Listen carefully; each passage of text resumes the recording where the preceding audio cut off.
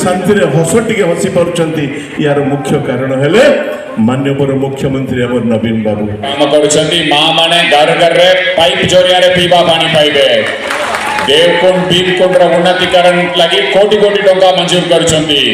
कारंजिया ताकुरमुंडा रास्ता कारंजिया ताकुरमुंडा सारत कप्तिपदा सबु रास्तार उन्नति लगी आम प्रिय मुख्यमंत्री टंका जाइछंती एवं से मेरे बड़ा बड़ा हॉस्पिटल ट्रीटमेंट करिके आछन सेही माने उपस्थित अछन तो समस्त को अनुरोध कर